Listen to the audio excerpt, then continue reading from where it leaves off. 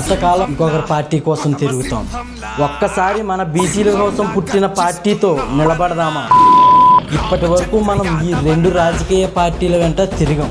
ఒక్క అవకాశం అన్న జగన్ గారి వెంట తిరిగాం. ఈసారి ముఖ్యమంత్రి పదవి స్వీకరించిన చంద్రబాబు నాయుడు గారి వెంట తిరిగాం. కానీ బీసీలకు ఈ రెండు పార్టీలు కూడా ఎటువంటి న్యాయం చేయలేదని మనందరికీ తెలుసు.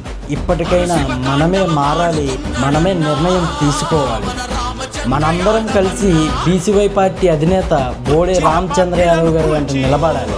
రాష్ట్రంలో ఎక్కడ ఎవరికి అన్యాయం జరిగినా ముందుండి ప్రశ్నించే నాయకుడు మన బోడే రామచంద్ర యాదవ్ గారు.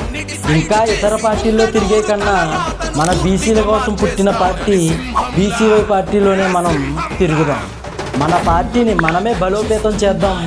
మన పార్టీని మనమే అధికారంలోకి తీసుకువద్దాం. మన కుర్చీలో మనమే కూర్చుందాం. మన రాజ్యాన్ని మనమే పాలిద్దాం. బీసీలారా మేల్కోండి, ఇది మన సమయం.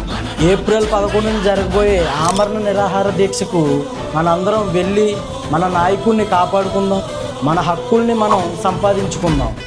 అలాగే ఈ వీడియోపై మీ అభిప్రాయాన్ని కామెంట్లో తెలియజేయండి, లైక్ చేయండి, షేర్ చేయండి. ఎన్డీడీ బీసీవై అఫీషియల్ ఛానల్ని ఫాలో చేయండి. పదవి కోసం కాదని పంచభూతాల పైన ఆన చేసినాడు.